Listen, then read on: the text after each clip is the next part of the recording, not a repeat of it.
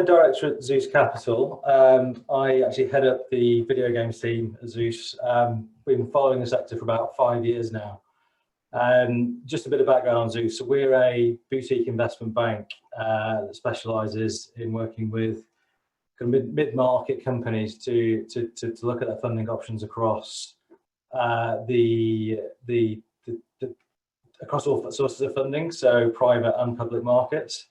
What I'm really going to be talking about today is more of a kind of top-down review of what the valuation environment is looking like at the moment. I know a lot of people have presented the kind of what your options are, and we've referred to this idea of there being frothy valuations at the moment and other things, but it's just digging into that a little bit more. So what are investors looking at? A big part of my job is to talk to private equity and public markets investors about their appetite to risk and where they're looking at opportunities at the moment.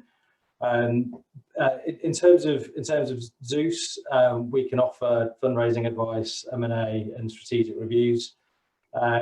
We've also got a few of the clients that we've worked with recently and some longer term in the past. We've had people that go as far back as working with IDOS 10 years ago as part of their original IPO. So we've kind of seen boom and busts in the sector as well.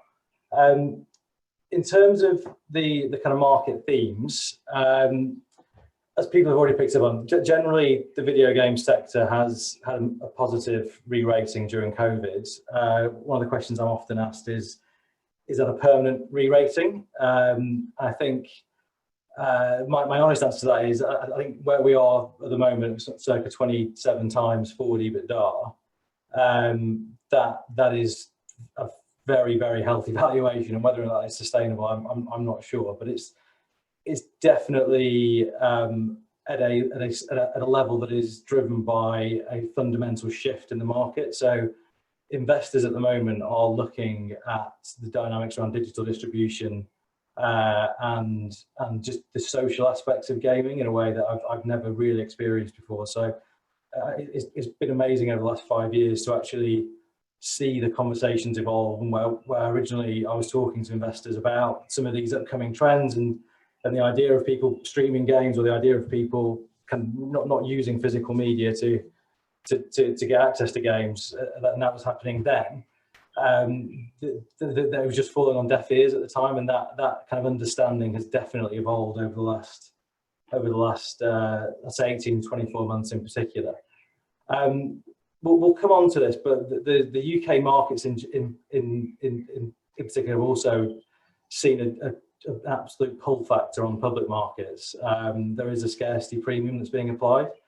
I think also what's been really important is money's had to flow somewhere during COVID, and one of the areas that investors were looking at was how was work from home being managed, and which sectors have kind of potentially seen a long-term benefit from this. So obviously video games in general are people-based businesses, and so the fact that so many video games publishers and developers have put the wellness and safety of their people at the heart of the kind of the messaging that's come out of the public markets in particular, and certainly some of the private companies I've been dealing with, it's shown that there's definitely an opportunity to scale in a way post-COVID that maybe wasn't possible previously, where we're all confined to our kind of our big office blocks. Then the idea of a kind of global economies with gaming seems to have leapt forward a lot.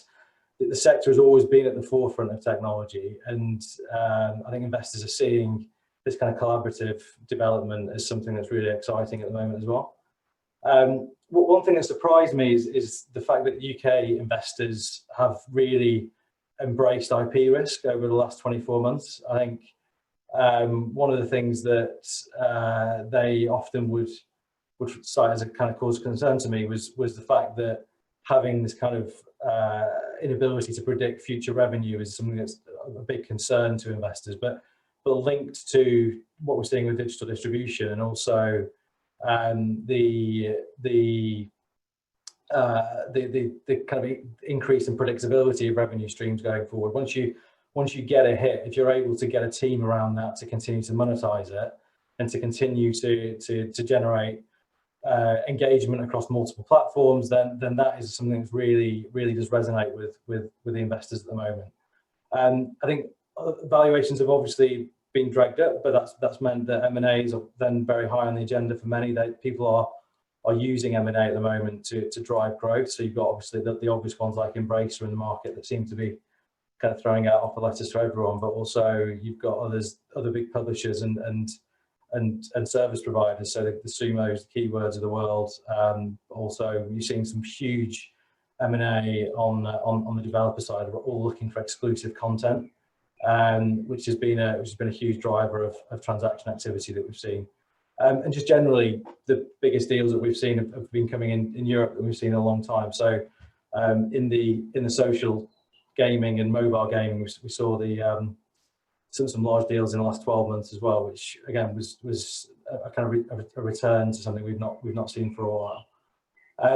Generally speaking, M&A transactions have been trending up for the last 4 years. I think everyone had a deep intake of breath in Q2 last year, thinking that the whole world was going to end and that it was the end of transactions as we knew it. That lasted for about 2 weeks when people realised that they had a job to do and that there was just a sheer weight of capital that needed to be deployed. And so those industries that have been able to transition to work from home have really seen an acceleration in M&A, and actually they've seen an efficiency that's gone into the process over the last 12 months that I've never experienced before. So the fact that I can be talking to a counterparty on the other side of the West Coast of the US and having a face-to-face conversation with them, even with the kind of video conferencing that we had available to us 12 months ago, it was never part of the day-to-day deal environment as much as it is now. So when we completed a transaction last year on behalf of Sumo buying Pipeworks, that transaction was completed in 6 weeks, start to finish, with basically people working around the clock to deliver that, but on a very face-to-face basis, which just led to strengthen the kind of relationship with the business going forward, and it just meant we could get through a lot of the issues that we often see as part of certainly transatlantic deals. So I think so generally speaking, volumes are up. I think that will continue for at least the next 12 months as we see people with increased valuations looking to benefit from that and the accretion that's already been talked about. I think just wanted to kind of cover off a few transactions in the current kind of the current landscape from a private equity perspective.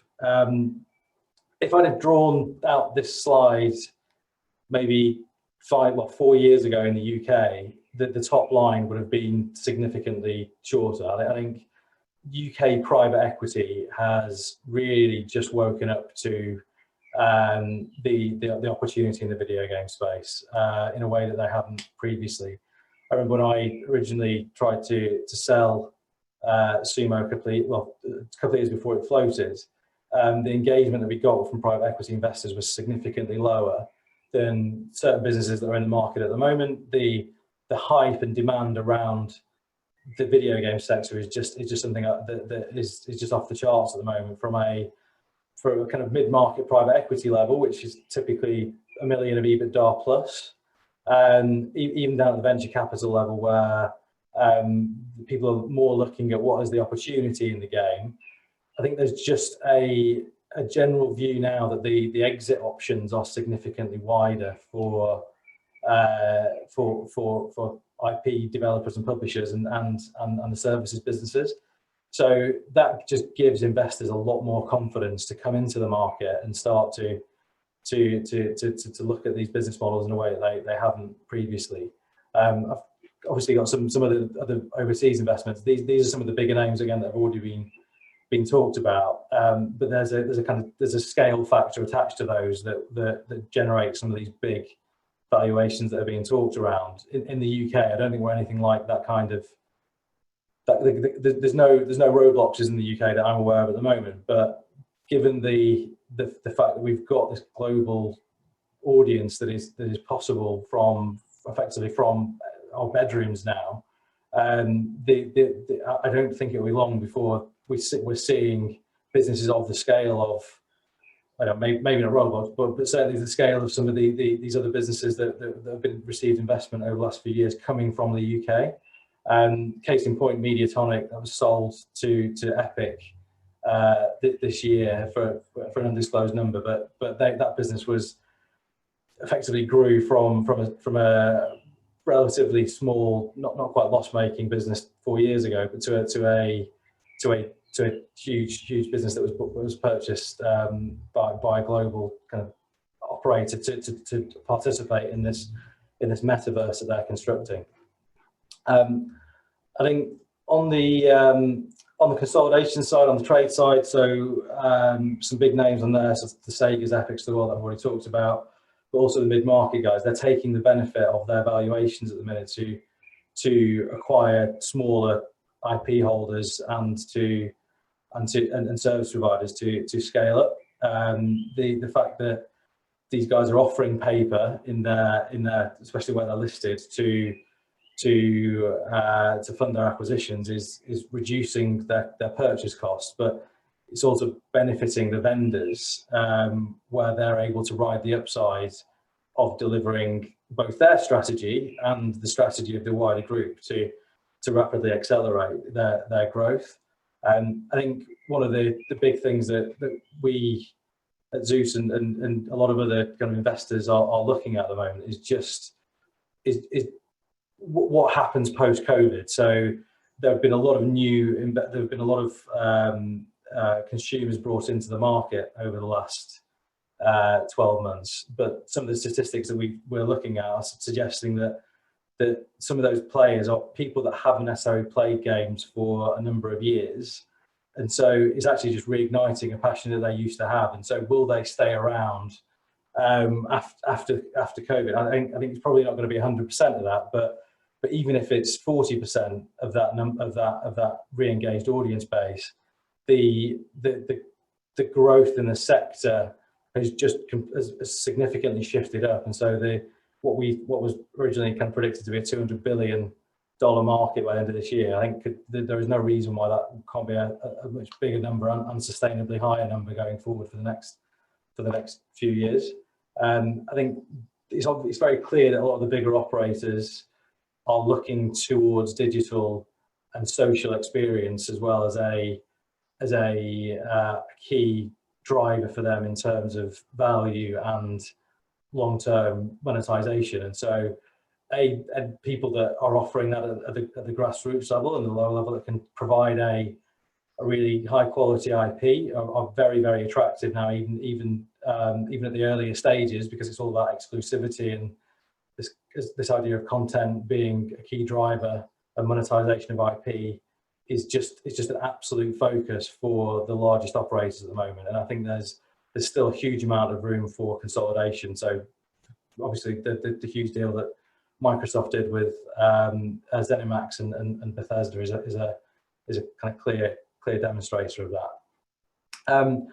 So I think that's kind of the high level, what we're seeing on a transactional landscape. And one of the things the guys asked me to talk about is just why IPO. And a lot of people have talked about preparing for a trade or private equity process, but I think the IPO often doesn't get a fair look in. I think it's you don't need to be Roblox to IPO, and certainly not in the UK.